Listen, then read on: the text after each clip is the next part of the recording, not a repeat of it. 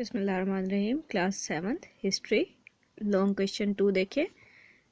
अकबर के इंतज़ामी इक़दामात और इस्लाहात का जायज़ा लें।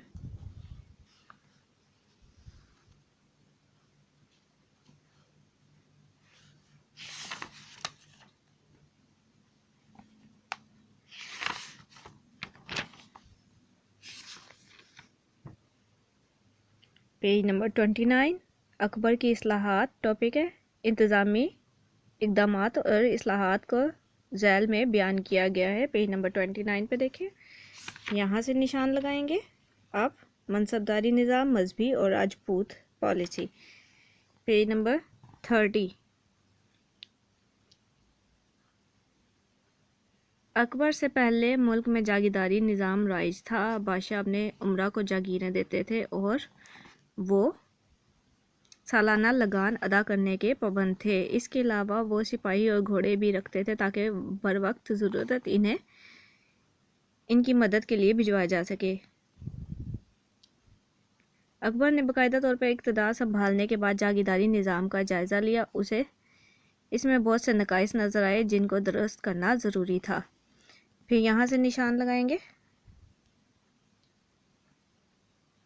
अकबर ने साबिक निज़ाम को बदल कर मनसबदारी निज़ाम राइज किया। मनसबदारी निज़ाम में हर सरकारी अहदेदार, ख्वाह वो सिविल में मुलाजिम हो या फ़ौजी महकमों में, एक मनसब अता किया जाता था। एक मनसब रखने वाले मनसबदार सिविल महकमों और कभी फ़ौजी शुबा में काम दिया जा सकता था। इन दोनों शुबों के दरमियान किस्म की तफरीक ना रखी जाती थी। हज़ारी मनसब के साथ ज़ात और सवाल की इस्तिलाहें इस्तेमाल की जाती थी, मसलन 5000 ज़ात वगैरह। हर मनसबदार के लिए लाजिम था कि वो मुकर्ररा तादाद में सिपाही, शहसवार और दूसरे सामान जंग अपने पास रखे। अगर बादशाह किसी मनसबदार से इसकी किसी गलती की बिना पर नाराज़ हो जाता तो इसका मनसब छीन लिया जाता था। मनसब मौरूसी ना थे। हर शख्स को इसकी काबिलियत या खिदमात की बिना पर मनसब अता होते थे। मनसबदार के मरने के बाद जायदाद बहक सरकार जब्त कर ली जाती थी और इसके तरीके से इसके बेटों को कुछ ना मिलता था। इसलिए हर मनसबदार की ख्वाहिश होती थी कि वो ज़्यादा से ज़्यादा रकम खर्च करे। इसी वजह से मुग़ल उमरा बहुत सारा रुपया इमारत की तमीर पर खर्च, पेज नंबर 31 पे देखें, कर देते थे। मजहबी पॉलिसी, आगे निशान लगाएं। यहाँ से बहुत अकीदत थी, यहाँ तक निशान लगाएंगे इसका। ये पैराग्राफ पूरा लिखना और आपने याद करना है। नेक्स्ट देखें।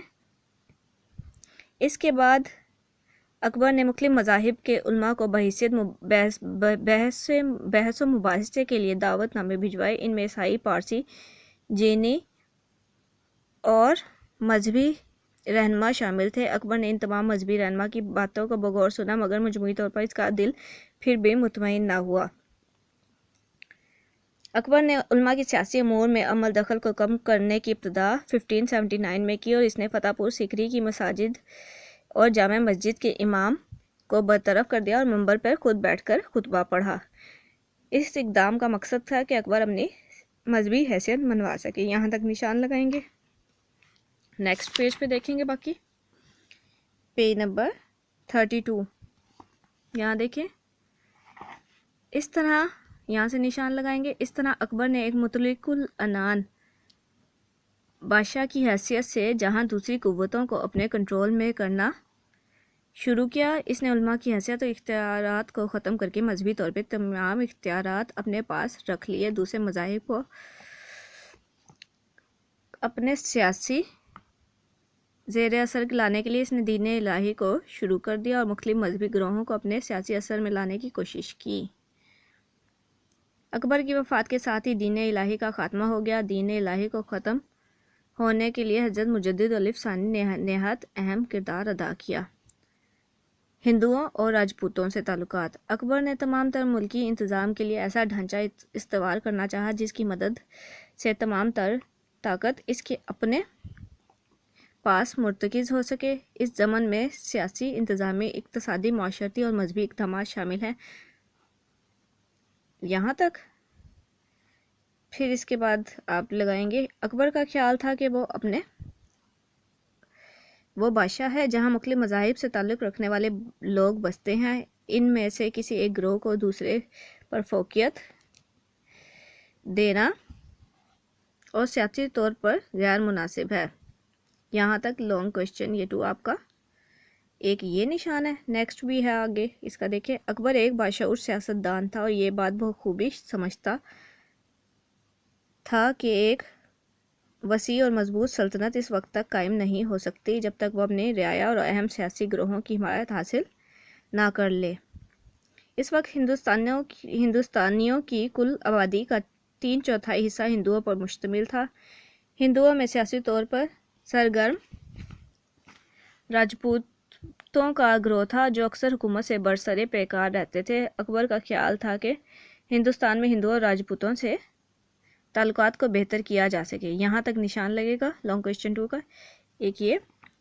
نیکسٹ دیکھیں، اکبر کے ہندوؤں کے ساتھ برتاؤ میں عملی طور پر تبدیلی سے راجپوتوں میں بھی اکبر کے ساتھ تعاون کرنے کا جذبہ پیدا ہوا۔ اس ضمن میں امبر جے پور کے راجہ بہاری مل نے اطاعت قبول کر لی۔ جذبہ دوستی کے اظہار کے طور پر اس نے اپنی بیٹی جودھا بائی کی شادی اکبر سے کر دی۔ یہاں تک نشان لگائیں گے۔